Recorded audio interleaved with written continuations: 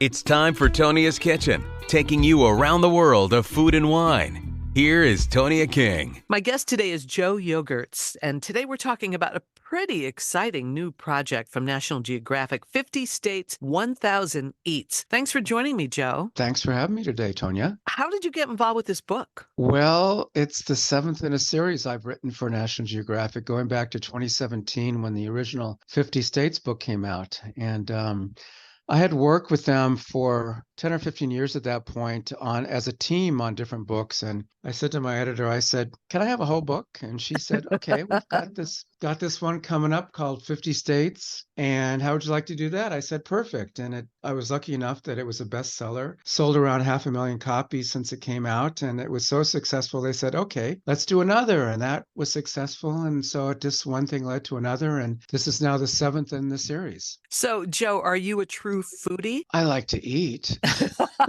Well, I mean, when Don't- 1,000 Eats, I mean, you definitely checked out a lot of places. So that, I was wondering if that's at the heart of things. I am a travel writer. I am not a restaurant critic and I am not a food writer. I am someone who travels a lot, who looks for interesting places to eat at the places I go to. Does that make sense? Yeah, of course it does. Of course it does. It sounds like a fun job, actually. It is. And so the book is really an accumulation of places that I've eaten or cultures that I've eaten or familiar with really my whole life. And it's a collaborative effort because there's no way that I could have eaten at 1,000 places in a year. Right. So it's places I've eaten over the course of doing 7 of these books and the other Nat Geo books before that, asking family and friends about their favorite places. The editors at National Geographic in DC, who mostly live in Maryland and Northern Virginia, have their favorite places there, and also the states or cities where they grew up in or went to college in. So it's really a team effort, very much so, even more than the past books, because you can visit a lot of places. You can visit 20 places in a day when you're on the road, but you can't eat at 20 places. So That's true. But it sounds pretty neat in the fact that it's everything from farm to table hotspots, as you mentioned here, to food trucks, to diners. The variety is really incredible. And it's a great resource for people who like to travel and find good places to eat. yeah, that was the idea was it's not really for the town that you live in, and to a large extent, not even for the state that you live in. It's when you're going on vacation somewhere or a business trip or a family trip, whatever it is, and you feel like investigating some interesting places to eat. This is a good reference for that. So if you live in Maine and you're going to Arizona, then, look up the Arizona chapter and vice versa. If you live in Phoenix and you're going to Portland, Maine, then, check out some places in the book that you can eat in Portland. Now, are there any that stand out to you?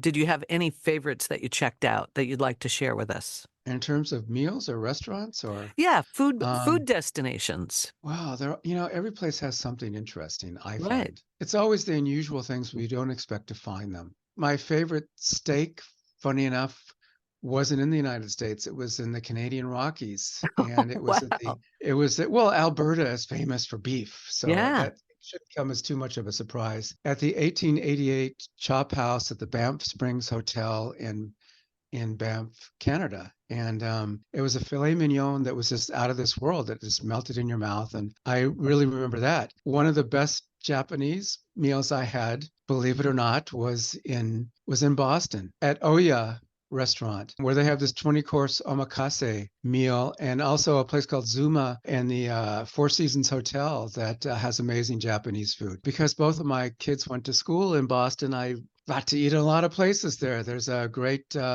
Peruvian place in Somerville called Celeste, and the Town Meeting Bistro Inn at Hastings Park in Lexington. 2 places I really remember a lot. Ice Cream Arlington, place called Scoop and Scootery for ice cream. I mean, my kids turned me on to that. So, But so that's yeah, what's you so find, exciting, yeah, right? That you find yes. these places and the food is so good that you really remember and maybe can't wait to go back. Oh yeah, for sure. There really are great places everywhere, and I kind of look for old, mom and pop restaurants, roadside diners, places that have been around forever that have some history. There's a place in Springfield, Massachusetts called the Student Prince. Oh, I know it Cafe well.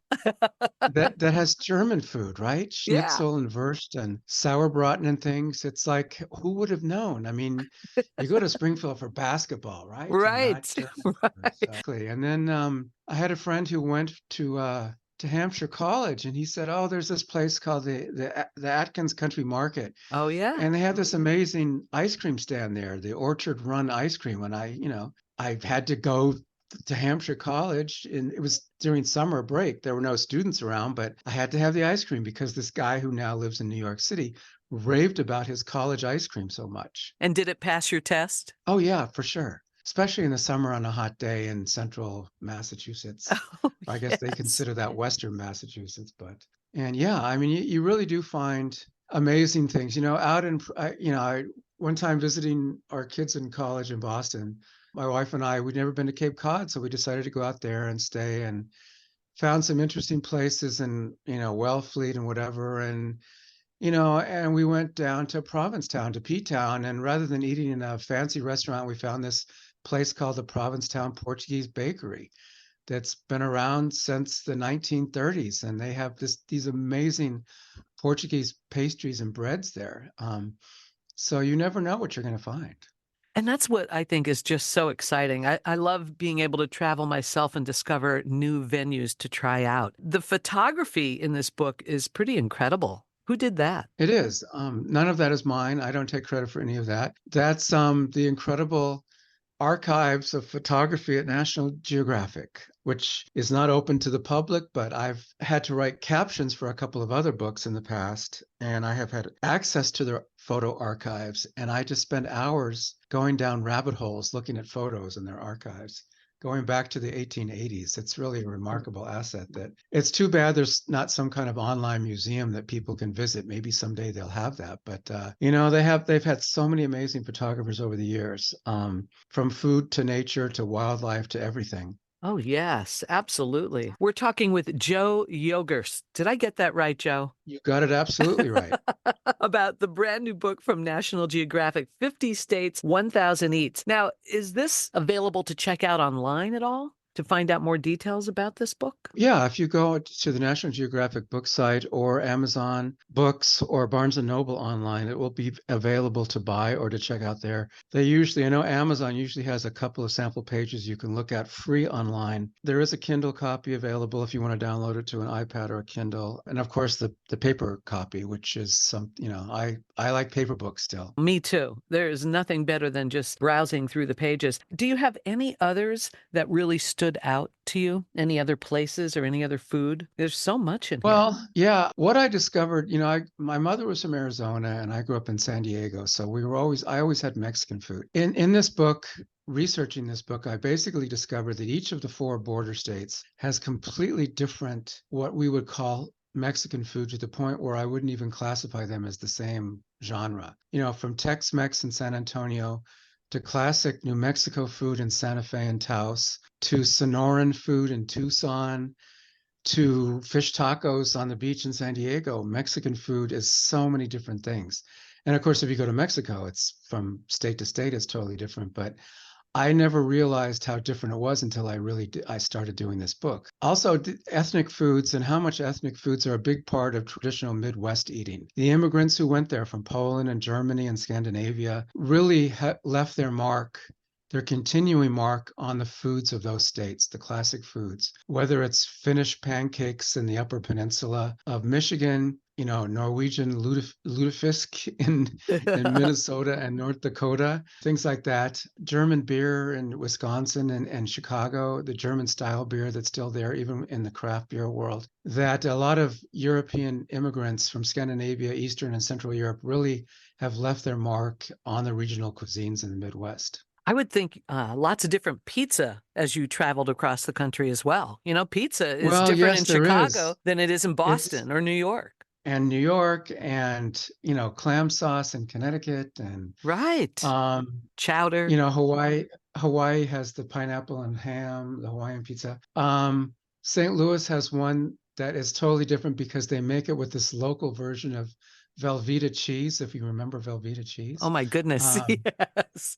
so St. Louis pizza is totally different again. And I think pizza is really one of the most versatile foods of any foods. You can put anything on it and it's usually good. I mean, I'm not a big anchovy fan on pizzas, but I'll try it with just about anything else. And I think that's the beauty of pizza. There's nothing like a cheese and pepperoni. I'll eat, I could Right. eat that every day. For the rest of my life, I could eat that. But I like the variation. It also applies, I think, to cocktails as well. Were you able to try different cocktails all over the place? Yes. Some sometimes they work and sometimes they don't. But mixologists, bartenders, they're always experimenting. I think that goes along with the job. If you're really into your job as a bartender and it's your career rather than a summer job, I think you want to invent the next, great thing in cocktails. And I think that's how a lot of our famous cocktails got invented was guys, just tinkering around behind the bar, seeing what mixes worked and what don't. And again, you find some of the most unlikely places. There's a martini bar in Bismarck, North Dakota that's out of this world. Oh my And they have goodness. a teeny Tuesday that for $5 a martini. So you can go there and for $25 you can try 5 different types of martinis. Wow. And Wow. then hopefully take an Uber back to your hotel. Yes, exactly. Now that's very interesting. I would never have expected that in North Dakota. No, I know, it's true. You think of big cities as being the cocktail places, but Right. they're everywhere these days. Craft beer is everywhere these Oh, days. You can get, yes. it started in Oregon in the late 1980s when the state changed the law and said that you could manufacture and sell your own homemade beer. And that was the first very small craft breweries, and other states caught on. And now I think Colorado and California are the two biggest. Where I live in San Diego, we have like 150 craft breweries. It's amazing It's how it's exploded, isn't it? Yeah, it is. Yes. To the point where they forced the big brewers to have their own craft brands or to buy up the two of the big ones in San Diego got bought up for like $1 billion each. And I no longer consider them craft breweries, but I still like the small ones. I have a little neighborhood, instead of a neighborhood pub, I have my local little neighborhood craft brewery. New English is what it's called. So That's great. And it's great. I like to be able to support those guys. yeah, I do too. We're talking with Joe Yogerst, and the book is called 50 States, 1,000 Eats from National Geographic. Any other exciting tips, places, food that you'd like to share with me? Well, like I said, there's good food everywhere. You never know what you're going to get. The book I'm working on now is a family travel book, which will be out. I'm actually working on 2 books for National Geographic. One is called The Traveler's Atlas of the World, which will be out in a year. I'm writing chapters on 14 different foreign countries, and I just got back from Bolivia, which has an amazing food culture that I never realized until I got there. And one of the first trips I took in the US for this was to Oregon, and I just happened to find an amazing Thai restaurant in Portland. I knew it had craft breweries because I'd been there to drink the beer before, but who knew that Portland was going to have amazing Thai food? But I found it there. And so you kind of never know what you're going to find. Utah has a lot of unique Mormon foods that you can mostly find in people's houses and homes or like picnics or special events, but they're really, really hard to find in restaurants. What do you And consider I think Mormon food? things that they invented that are traditional Mormon Sunday dishes, funeral dishes, wedding dishes, picnic Wow. dishes, things like that. And a lot of them are just kind of thrown together from what's in the fridge or what's in green Jello salad is a hugely popular Mormon.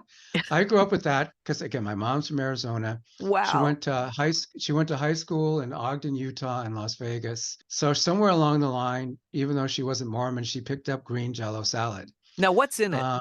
Green Jello with pineapple, of course.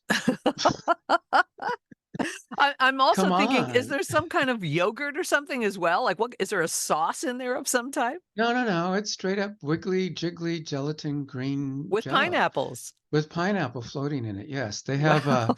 they have funeral potatoes, which obviously was made for the wakes after funerals. That's really a casserole that has potatoes, cream of chicken soup, cornflakes and sour cream in it. One of the weirdest things is the Hawaiian haystack, which is steamed rice covered in chicken, chow mein noodles, shredded coconut, vegetables, canned pineapple, whatever else you've got in the fridge. That's a Hawaiian haystack. These are very traditional Mormon dishes, and they're really hard to find in restaurants. But I wish there were specialty restaurants in Utah that had these things, but unfortunately they don't. So So, did you get invited over to somebody's house to try them or something? well, I was lucky enough. One of my roommates in college worked at Summers in Utah, and I worked in Las Vegas during summers. So we had a lot of Mormon friends. So we got invited over for meals. So that's how I know these things Ah. from summer college jobs and working with Mormon kids and having them come over to their house. Las Vegas, huge Mormon population, which not a lot of people know. But so I worked with a bunch of Mormon kids there at the airport and got invited over to their parents' homes for meals and stuff. So My goodness, it sounds like a great way to discover culinary traditions throughout the U.S. and Canada. yeah, it was. Canada too. We did all the provinces in Yukon Territory, had some amazing meals there all the way across. They have some of their own very unique meals that are not found outside of Canada. Some are really tasty. Some, I think, like the seafood that they eat in Newfoundland and places, is an acquired taste. Yeah. The Yukon Territory, even though it's out in the middle of nowhere, has surprisingly good food and a great restaurant culture, especially in Whitehorse, which is the capital. A lot of young people have moved up there, and they've opened up new restaurants, and it's a really exciting It's only got about 100,000 people, but Whitehorse has an amazing restaurant and craft beer culture. Who would have ever thought?